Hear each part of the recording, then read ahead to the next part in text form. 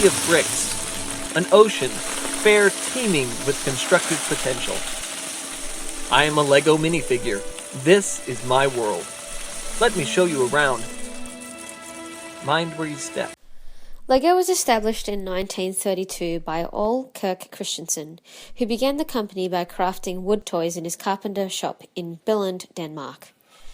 Over the next 15 years, Christensen built a business based on offering high-quality products that encourages creative play for children. Christensen designed the toys to captivate the imaginations of children locally through building structures that would invoke a sense of accomplishment and pride in their work, all the while learning during their playtime. In 1947, Christensen had a vision to grow Lego and purchased his first plastic injection modelling machine that enabled him to mass-produce plastic toys. Within the following 2 years, this machine produced around 200 different kinds of automatic binding bricks that included plastic fish and plastic sailors. In 1960, Lego expanded internationally to countries such as Sweden, Switzerland, the UK, France, Germany, Belgium, the USA, and even Lebanon. In 1999, Christensen's grandson, Kjeld, went into partnership with him, creating products that were based on themes from the Star Wars and Harry Potter films, as well as family lifestyle products including Legoland and Lego Mindstorm, which will be the focus of our case study today.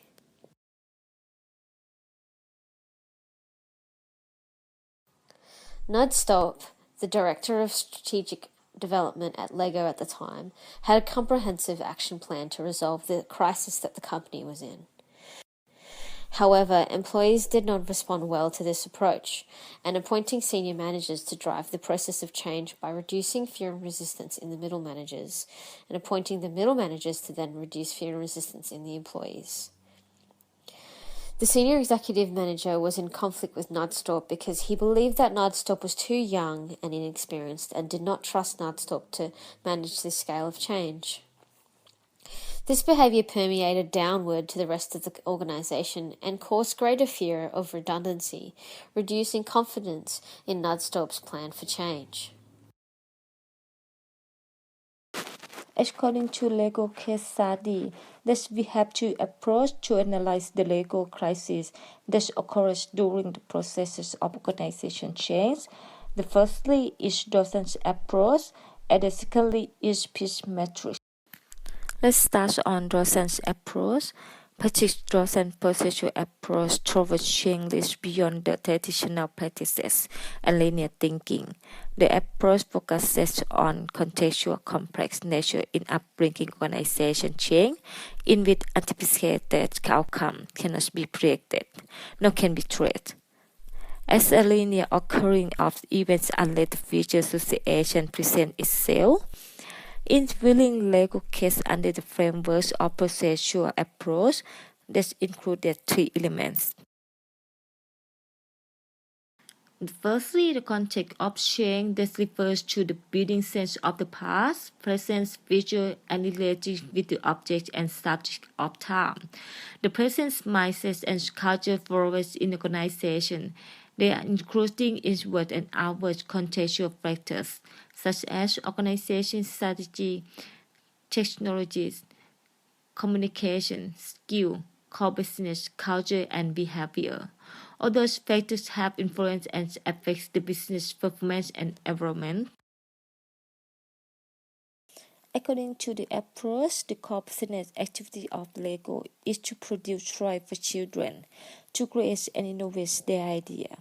But the customer of the new Mindstorm product with microchip factory was adult, who brought creativity in building sophisticated toys.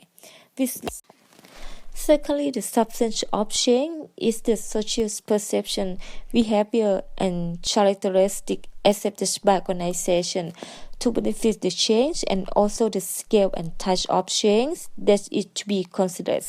Sense-making and sense-giving presents a preferred view over the event activity and those involved in managing in the change process. Moreover, LEGO can arrange familiarization visits and regular observation and interview to ensure the data and research is corrected to enhance the process of change. LEGO must understand and communicate in context and objectives of change and ensuring managerial and employee commitment. The last one is politics and power. This can be demonstrated by the groups of people in organization who has a power in action and using several of techniques and tactics to achieve its objective. According to the case of Maelstrom, the senior manager was in conflict with Northrop because he believed that Northrop was too young and inexperienced and did not trust Northrop can be manage the large scale of change, and also they still convince employees to resist Northrop activity of change. Pew's Matrix Guide for Planning and Implementing Change provides helpful diagnostic tools, as well as a framework for resolving issues identified. It addresses individual, group, intergroup, and organisational levels of change that may be required depending on the problem at hand. Pew came from an organisational development background and developed a matrix model that accommodates OD interventions at different levels. Pew's matrix model is a two-dimensional figure which plots 4 levels of analytical focus against 3 degrees of required interventions. In this section, we will be using Pew's matrix to diagnose the behaviours, structures, and context that require intervention and continue the change agent choice analyses in the recommendations section.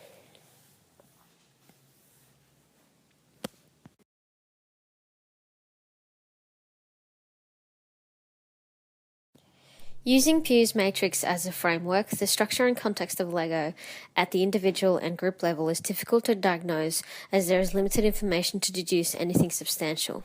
However, there is evidence to suggest that the individual level behaviours of fear and resistance to change was evident in all levels of employees.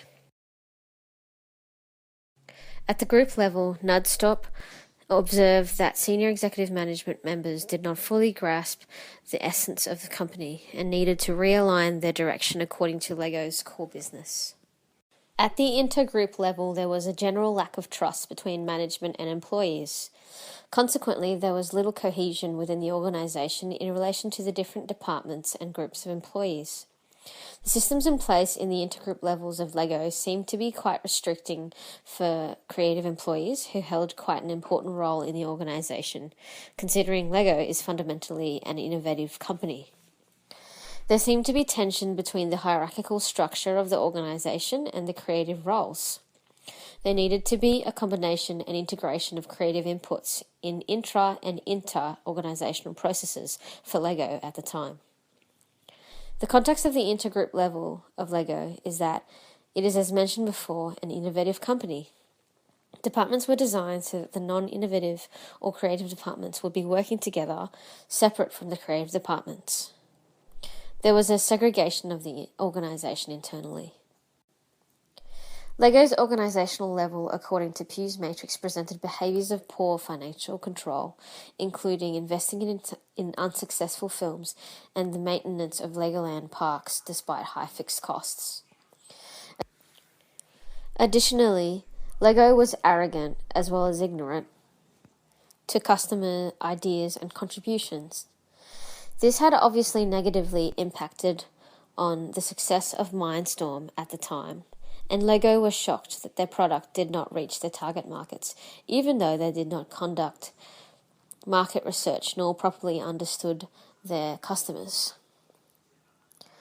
The structure of LEGO lacked strategic focus, and management was poor overall.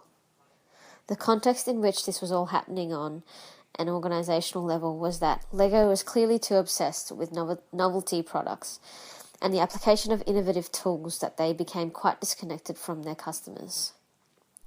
Moreover, the company had been suffering financially due to the decline in the US dollar and the toy industry outsourcing manufacturing to Asian countries that created a hyper environment both in price and speed of production that LEGO could not compete with. Pew's matrix fails to consider the complexities of the political environment at LEGO and does not provide a framework for managing organizational culture and interrelational behaviors that could have had power over the change management process. This framework does not allow for review whilst change is occurring to track successes or change methods during the process. Neither does it allow for assessment of overall success and the continuation of the changes. Although Dawson's processual approach comprehensively diagnoses the issues in this case study, Dawson's framework does not provide clear solution for LEGO in moving forward. This approach provides only a framework for studying processes of change as they occur in the organization. However, it does not present the model of how to best manage change. During the change process, unanticipated conflicts and social problems may arise within the organization. This undermines the usefulness of the system in replacing the traditional methods. As a result, this might cause conflicts and confusions among staff and management and threaten the establishments in new working relationships. In light of the limitations that Pew's matrix and Dawson's processual approach present, the recommendations for LEGO to better manage the change that their organisation had to undergo would be as follows. Firstly, it would be wise for LEGO to gain buy-in from senior managers before planning or implementing change. As seen in this case study, the senior executive manager who opposed the director of strategic development's plans for change ultimately contributed to the resistance of the changes that LEGO needed to make. LEGO should have used the politically powerful members of the organisation to drive the change that would have reduced inertia dramatically. Secondly, LEGO were too narrowly focused on their business strategies and therefore remained confused and inactive after the unanticipated applications of the Mindstorm product. LEGO should have been more focused on the core business goals, such as innovation and creative play, which would have then allowed them to adapt quicker to the changes that they encountered in their customer base and unexpected users of their products. Thirdly, LEGO would have benefited from boundary-spanning activities in order to manage the discrepancies between the non-creative and creative departments of the organisation internally.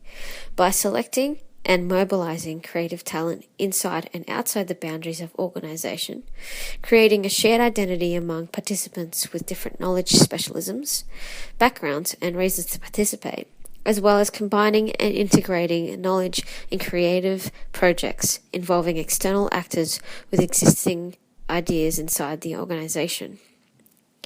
Fourth of all, LEGO needed to be constantly scanning its external environment conditions to remain aligned.